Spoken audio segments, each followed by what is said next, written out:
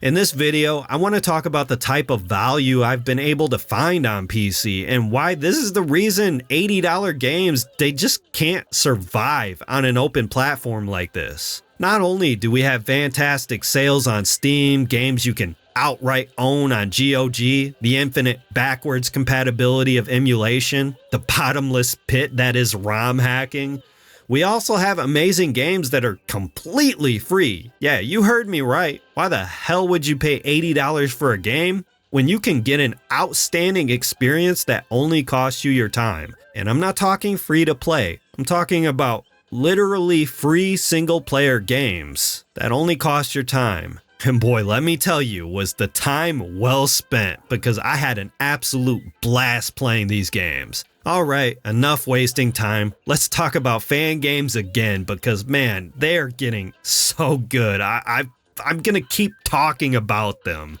Alright. Starting off, let's talk about Sonic GT. Now, this Sonic game has been really popular in the Sonic fan community, but I feel like it never got the amount of recognition that it really deserved, because this isn't just a well-designed fan game. This feels like the next evolution of Sonic. It feels like the blueprint that all 3D Sonic games should be using moving forward. It takes the momentum of classic Sonic games and the instant speed of the Boost games and blends them together seamlessly. What I really love about this iteration of Sonic is that there are no roadblocks, no gimmicks, no set pieces. You are in full control of Sonic the entire time. Every loop-de-loop, grind rail, bounce pad, you never feel like the game is pulling control away from you. Every time you go down a slope in this game, you build momentum until you reach blistering fast speeds. Sonic has his basic abilities, bounce, drop dash, a roll, spin dash, and of course you got your homing attack, and I didn't figure this out until after I beat the game, but yeah, there's even a trick system,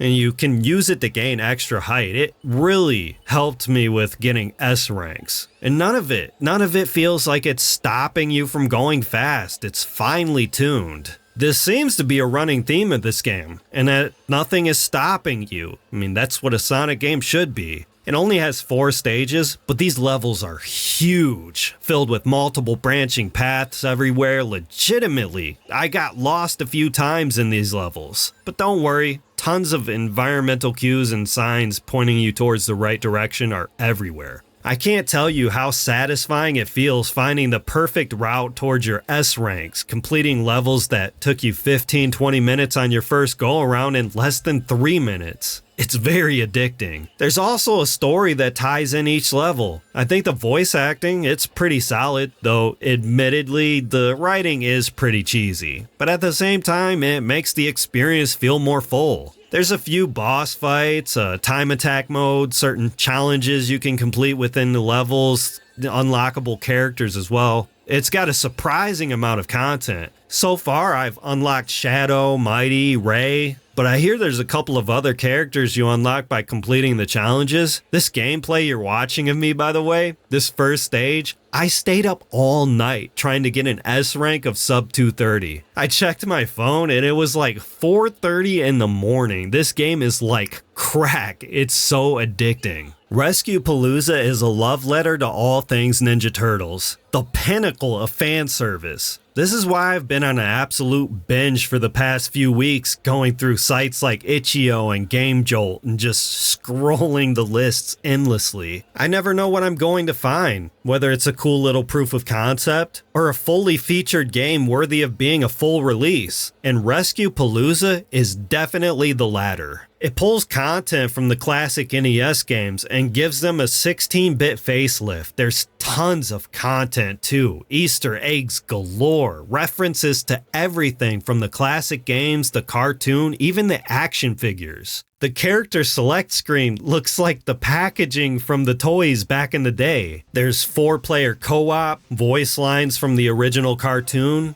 Really funny dialogue too. It does a good job at portraying the characters. And probably the biggest selling point outside of this game being free is that it has 60 playable characters. 60! As much as I loved Shredder's Revenge, I still think it's one of the best Turtles games ever made. It was stupid that a few characters were locked behind microtransactions. And this free fan game over here, giving you 60 playable characters. It's insane. If you're a Turtles fan, you should definitely pick this one up.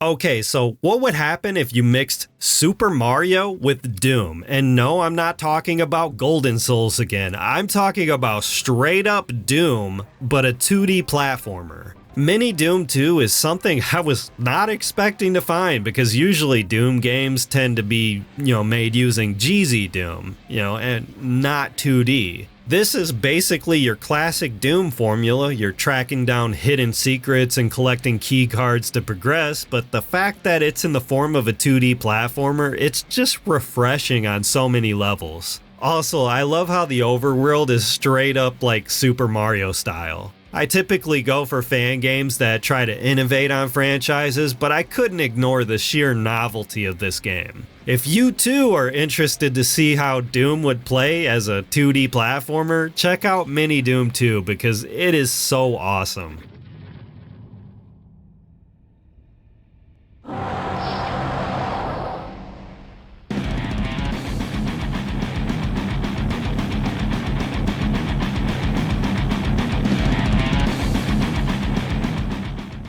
Sonic Smackdown is an arcade fighter in the style of Marvel vs. Capcom, and look how official this game looks. This is genuinely jaw-dropping, and I don't understand why Sega can't be working on projects like this in between the mainline Sonic games. Sure, we have games like Sonic Racing, which is kind of goofy. I mean, why the hell would Sonic characters need cars in the first place? But I love seeing Sonic branch out into other genres, and as an arcade fighter, this just makes sense. It feels right. I love how all the combos and specials in this game feel like fighting moves that Sonic and friends would actually have. And the roster in this game is amazing. We have Silver, Metal Sonic, Mighty, Big the Cat, we even have Blaze in this game. Everything just feels fleshed out. The stages, the music, the voice lines. I don't know what it is about the Sonic fan community, but you guys seem to be making banger after banger. Like I said, this is genuinely jaw-dropping.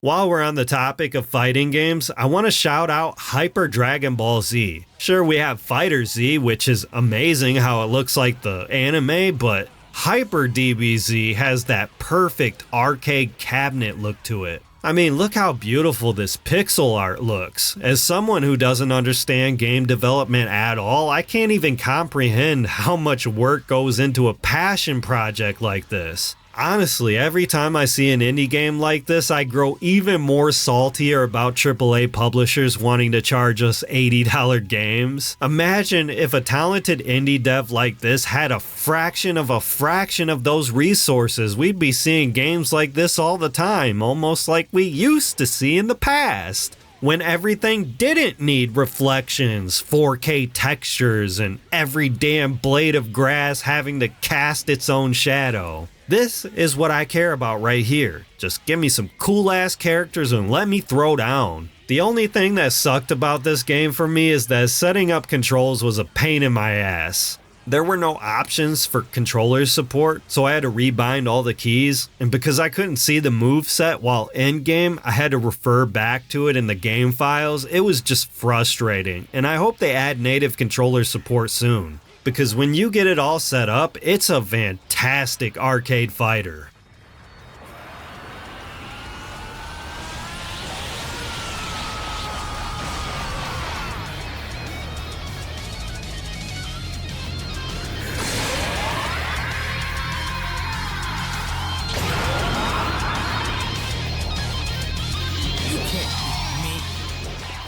Now, when I think of ambitious total conversion mods and boomer shooters, the first thing that comes to my mind is GZ Doom, games like Ashes 2063. What my mind doesn't wander to is build engine games. so it's no wonder this game wasn't on my radar. AMC Squad has to be the most ambitious total conversion mod of Duke Nukem I have ever seen. This game takes place in the distant future where Duke Nukem is no longer around and the aliens are threatening humanity once again, so the Earth Defense Force has to gather a bunch of elite soldiers Justice League style to hopefully build a team that might come close to the Duke himself. And holy crap, the amount of characters you could play as, the amount of content that's in this game, there's like a million different guns. There's RPG mechanics in this game. You have your own hub area with a research lab, and you can find secret blueprints for weapons and equipments that you bring back after each mission to unlock them. There's just an insane amount of stuff in this game. And the stages, they are vast. A lot of these areas I spent damn near 2 hours in. It's never a dull moment. I feel like you're always doing something new. There's crazy set pieces, tons of explosions, FMV cutscenes, full voice acting. 1 minute I'm fighting off aliens, the next minute I'm fighting demons in the depths of hell, then I'm piloting a mech, then I'm going from mech piloting to driving tanks around. And if that's not crazy enough, I go from that to riding horseback looking like the damn Elder Scrolls over here. This game, it never lets up and it never gets repetitive. But the craziest thing to me is I don't see a lot of people talking about this game. It's insane that a game this good seems to have no attention at all, because I've spent several hours just in the first episode of this game, and the entire time I've been having a blast. Honestly, I'm just gonna say it, this game rivals Ashes 2063 for me. I feel like both of these games could be seen as the best total conversion mods of all time. Seriously, go play this game because it is one of the best shooter campaigns I have played in a very, very long time. Also, if you're on the Steam Deck, this game is brain dead easy to install. If you go to desktop mode, go to the Discover store and type in AMC Squad, you can install it straight from there. You don't even have to open up your browser. I just wanted to mention that because I know a good amount of my audience is Steam Deck owners.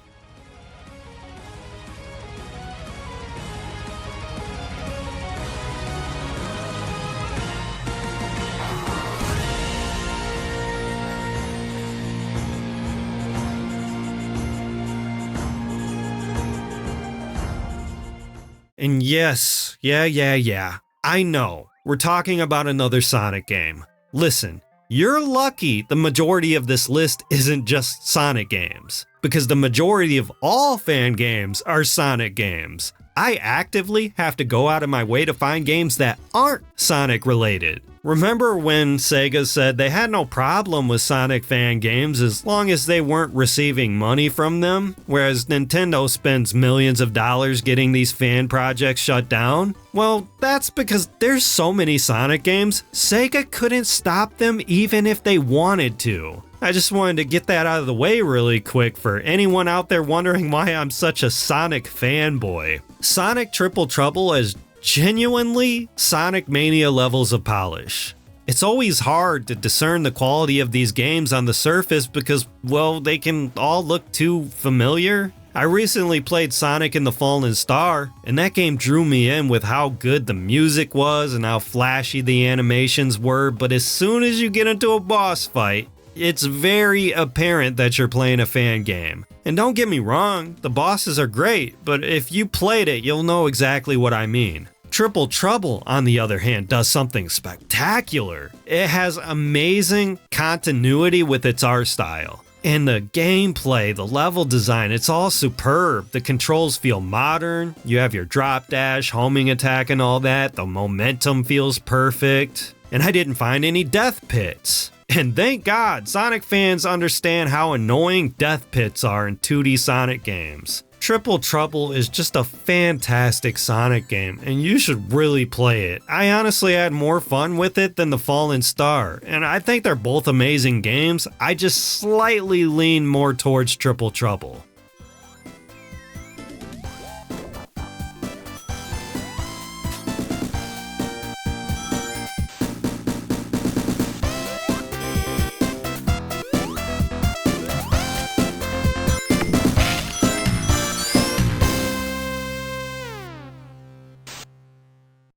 Mushroom Kingdom Fusion is the Smash Melee of platforming games. It feels like a love letter to all your favorite classic games.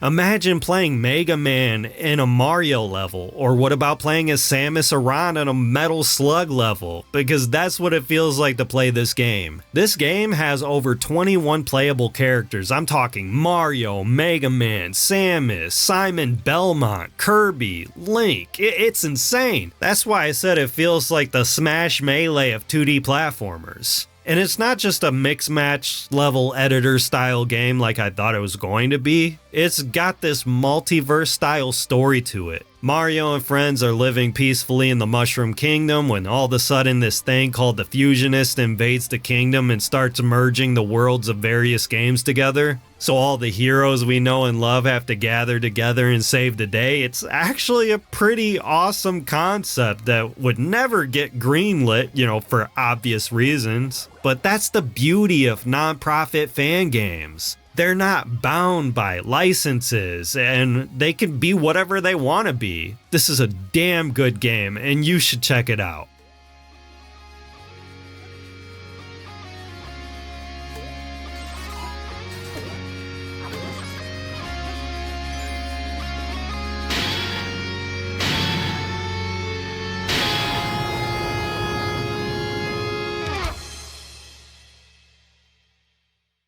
And the last game I want to talk about is Blade of Agony. Just like AMC Squad, you can install it using the same methods. And what can I really say about Blade of Agony? It just feels really damn good to kill Nazis. And I could just end it there, honestly.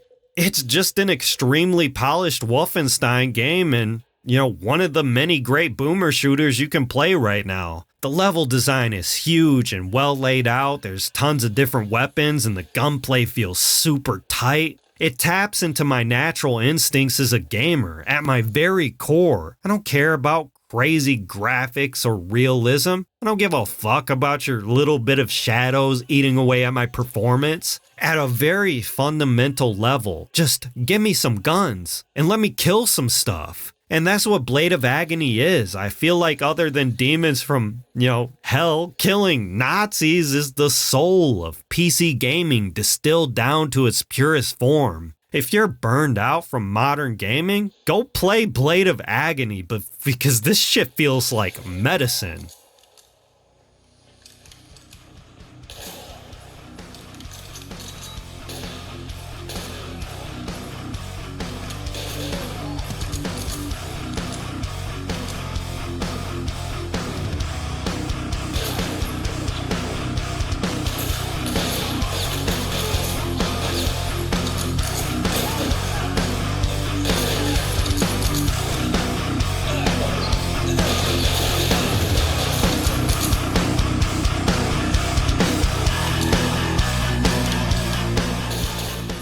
And look, I'm not trying to just glorify free games. I'm not even saying you can't afford to pay $80 for the game. It's more so that no game is worth $80, and that price increase is not going to get you higher quality games. Do not let them lie to you. You might think they're giving that extra money to their studios, but we all know they're pocketing that shit and hoarding it to themselves. So many games come out today and you just know that all that money wasn't being used and invested in making new games. It just wasn't. Especially when companies like Activision don't want to even pay for voice actors or art anymore. They just want it to be all AI generated. These companies will be even more greedier than before, with even more microtransactions and even lower quality games. I look forward to these indie developers working on their own projects. Like how I talked about Sonic GT, the creator of that game is going on to develop Roland Rascal, and I am excited to buy that game when it releases. I think you should totally go on Steam and wait for sales. Some of the greatest games of all time go on sale for like $5 frequently. Like Lost Planet, Dead Rising, Dead Space, Metal Gear Rising. GTA 4 with all 3 expansions? You know that game cost me $5? Just go buy indie games.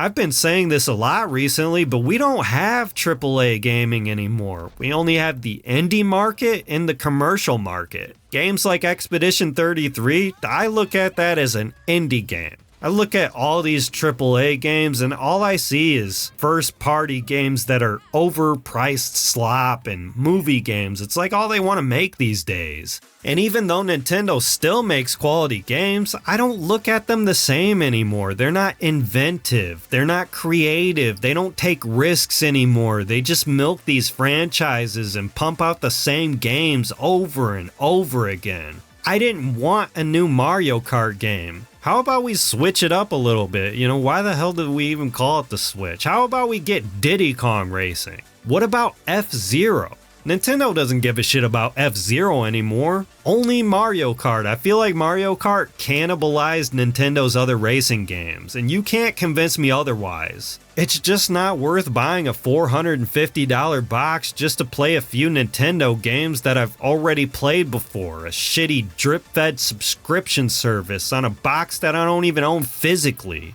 A box that I don't really give a shit about. I would buy Nintendo games if they came to PC, but they don't. They're held hostage on weak hardware that plays a few Nintendo games and a bunch of old games I've already played. But man, I really need to stop rambling. I'm sure this video was long enough. I really hope I showed off some pretty cool games today. And like I said, I've been having a blast with them. And I just know you will too. But yeah, that's it for me. Talk to me in the comments.